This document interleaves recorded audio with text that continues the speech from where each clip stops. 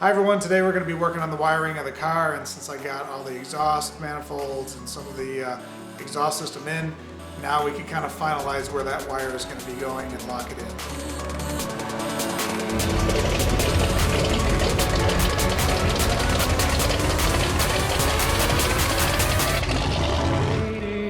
Alright, so I was going to film putting the wire harness on the car, but as you can see, it's so convoluted and deep in the frame that I can't see what I'm doing. I can't fit my hands in there to do what I need to do. So there's no way to film it and actually get anything really worthy of anything on camera. So I figured I'd give you the summary. So what we have is the front harness is coming underneath. I have it actually attached by the engine. Then it comes over here and gets onto the frame. Now this is all temporary at this moment. This is one of the hard passes. Kind of comes through the frame here and then it splits.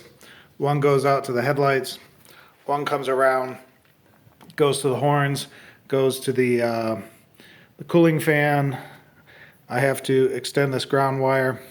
And then, of course, the other headlight is going to come up here. So that's one side of it. Then the other side, there's actually a wire that goes to a speed sensor on the transmission.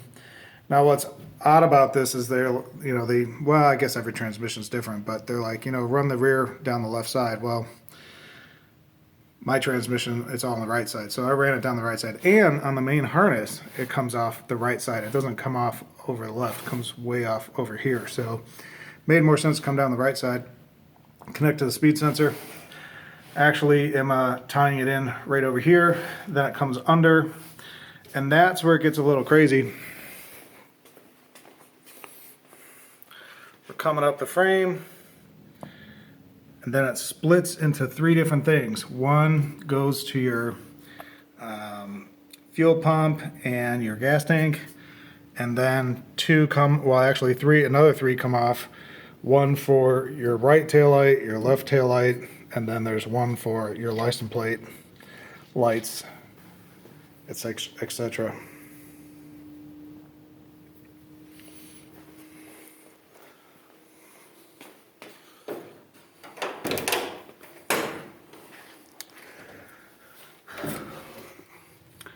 So over here you can see that we have a connector for the fuel pump. We have another connector that is going to go to the sensor in the gas tank. Here's our wires for our speed sensor, which I believe goes here. Doesn't exist yet. So one of the things that I'll say about all this is it's kind of difficult to figure out where to start. And what finally ended up kind of working for me was these two set of cables. I knew that these had to be at a certain spot. And there's plenty of length to get to your rear lights and all that stuff. That's not a big deal. So it doesn't help you with positioning. Once I got these locked in, it kind of position locked the rest of the cable. And then of course the speed sensor locked in where this needed to be here. And then there's plenty of cable to go up to the top. Up here, it's kind of the same deal. All three of these wires used to come out over here, and I actually pulled these wires and had them come out back over here to give me a little bit more length. And this allowed this to get a little bit longer. And then I'm just going to put an extension on this one because this is actually wide off right here. It's not a separate cable that I could pull back, unfortunately. So, but this took a while to figure out exactly where that was going to be, and then therefore that gave me how this was going to lock in and get all the way back. Now, I will say that I had it a little further out, and then it was too short to make it past the trans tunnel. So I did need to bring it back about 2 inches, get a little bit flowing back, and it seems to be working, and I'll kind of show you what I'm talking about.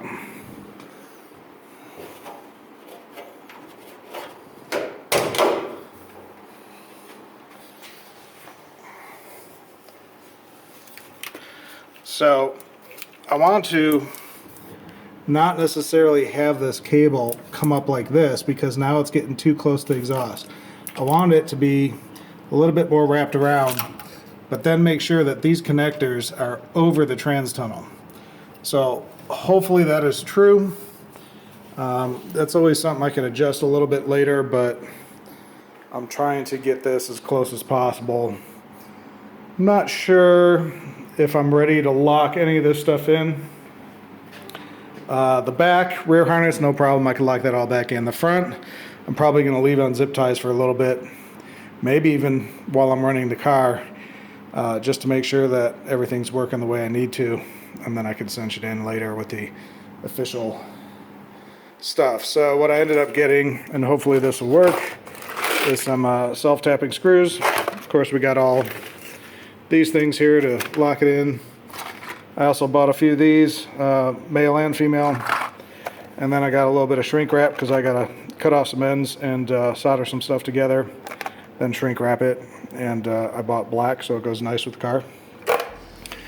And so we're gonna keep working on this, and I think the first thing I'm gonna do is work on dropping these connectors and soldering stuff in and getting that connected.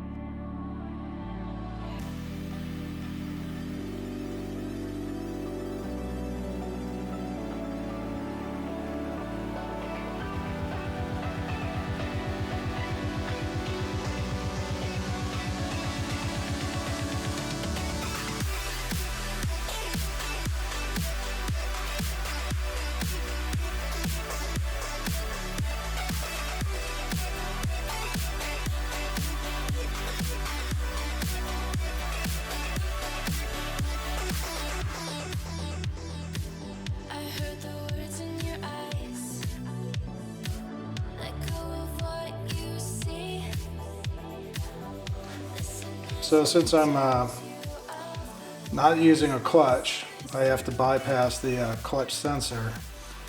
And you can cut it and solder the wires together, but I'm going to leave it open because whoever the next person that owns this car maybe wants to switch that out. So instead of chopping all this stuff, I'll just create a little bypass.